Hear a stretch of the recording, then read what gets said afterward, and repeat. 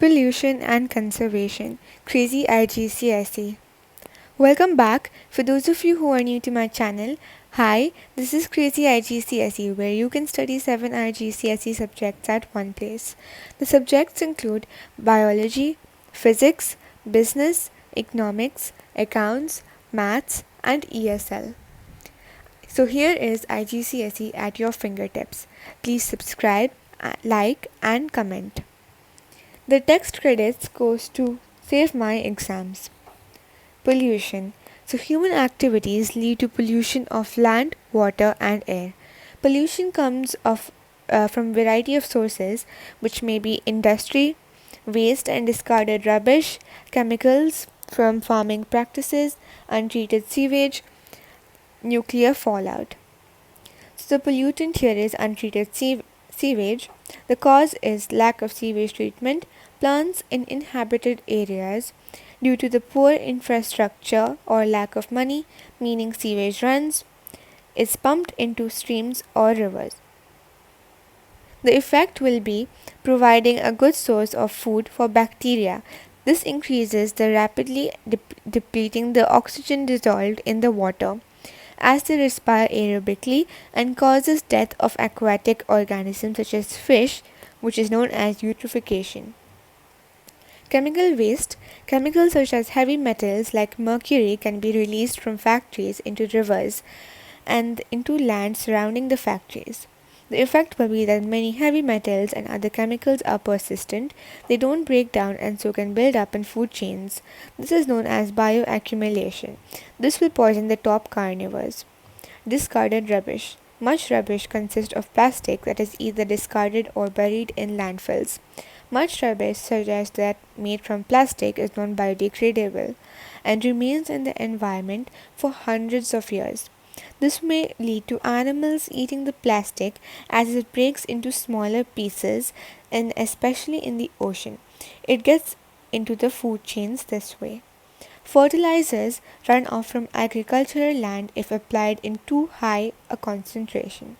This causes algal blooms, which then die and provide a good source of food for decomposing the bacteria, which increases rapidly, depleting the oxygen dissolved in the water as they respire and causing death of aquatic organisms such as fish known as eutrophication. Insecticides and herbicides sprayed on crops to prevent damage by insects and growth of weeds. Bioaccumulation, loss of biodiversity, damage to beneficial insects can build up in soil to toxic concentrations and harm other organisms. Nuclear fallout, radioactive particles that get into the environment from accidental leakage from nuclear power plants or explosion of a nuclear bomb. Some radioactive particles have long half-lives and can remain in the environment for many years. This will cause increased risk of cancer. Methane, cattle farming, rice fields, landfills. Methane is a greenhouse gas and it contributes to climate change. Carbon dioxide is produced when fossil fuels are burnt, also released when trees are burnt to clear land for human use. Carbon dioxide enhances the greenhouse effect, which is causing the climate change. Plastic pollution. In marine habitats, animals try to eat plastic or become caught in it, leading to death and injuries. As plastic breaks down, it releases toxins which affect the organisms. Once it's broken down into small particles, it is ingested by animals and enters the food chain. On land, plastic is disposed of by burying in landfills. As it breaks down, it releases toxins into surrounding soil and it is no good for growing crops or grazing animals. Female hormones. Female contraceptive hormones are excreted from the body in urine and then make their way into the water supply as they are not filtered out by sewage treatment.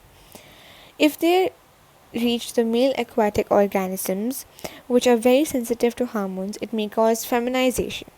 This is where male organisms begin to produce eggs and lose the ability to reproduce. Consequently, a smaller amount of offspring will be produced, which harms the species' survival and disrupts the food chains. In addition, These hormones can reduce the sperm count in human males, which causes fertility problems. Eutrophication is the runoff of fertilizer from farmlands which enters the water and causes increased growth of algae and water plants.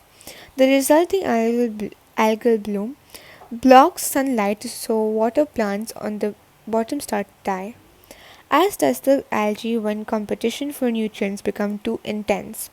As water plants and algae die in greater numbers, decomposing bacteria will increase in number.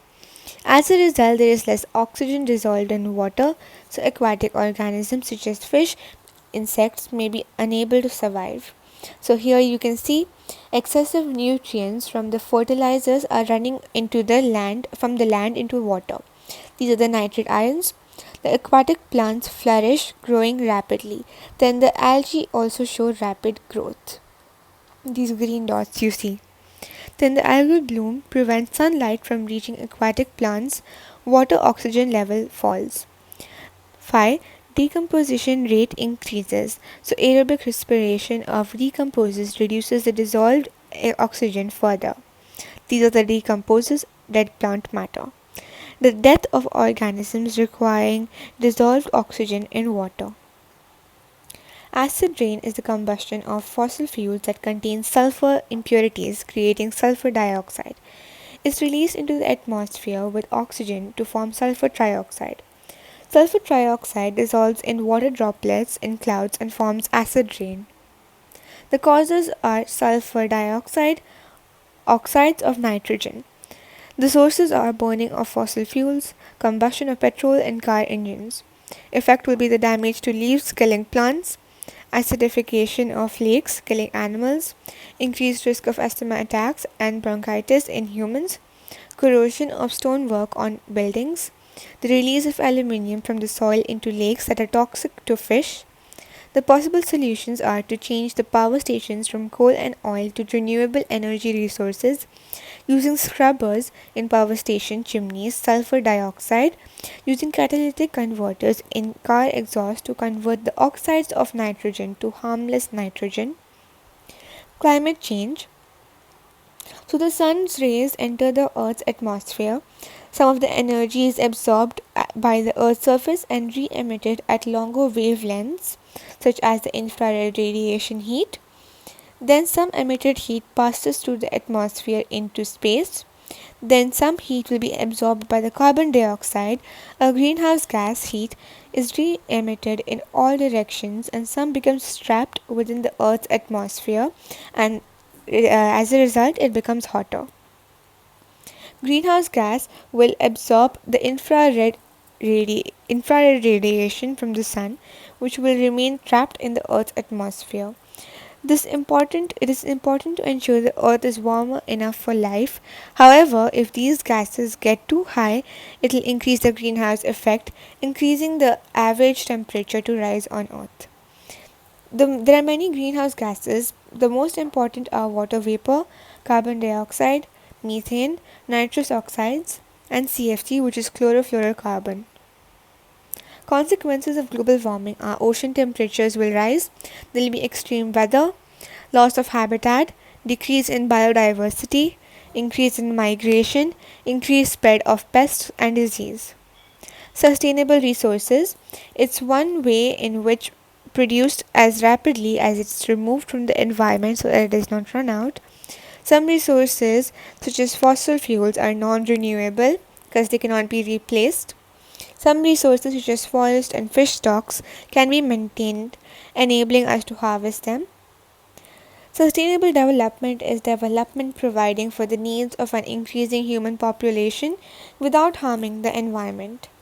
So, the need for local people to be able to utilize their resources, the need for balancing the needs of humans for resources, the need to balance what current populations need with what future populations may need. For development to occur sustainably, people need to cooperate at local, national, and international levels in the planning and management of resources. The text credit goes to Save My Exams. Sustaining forests. Forests are needed to produce paper products and providing wood for timber. Much of the world's paper is produced from forests which replant similar trees.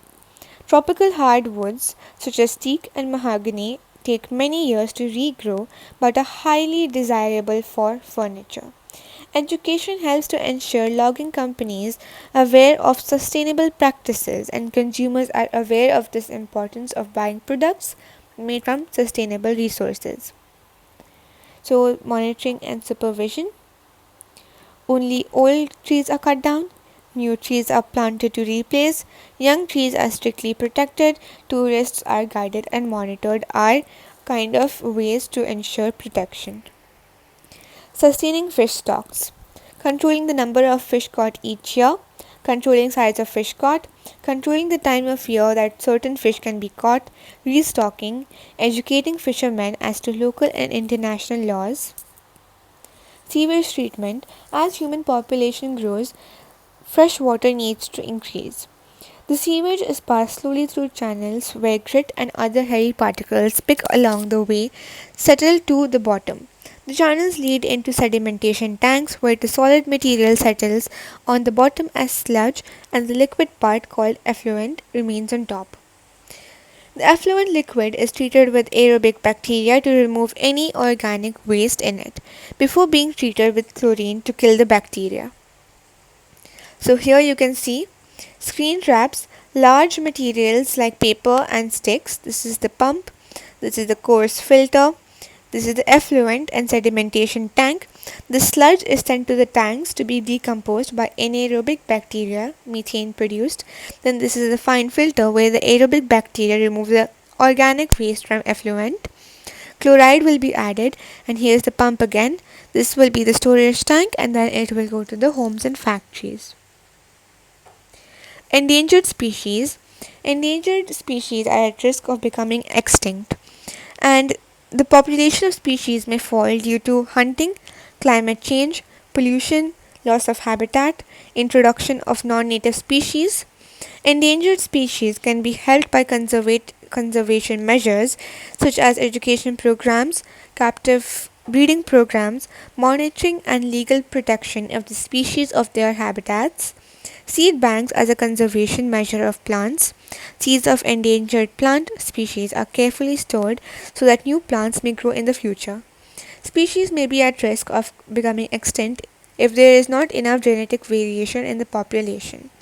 There are moral, cultural, and scientific reasons for conservation programs, which include reducing the extinction rates of both plant and animal species, keeping damage to food chains and food webs to a minimum, and protecting vulnerable ecosystems like rainforest, protecting the future food supply, and maintaining the nutrient cycle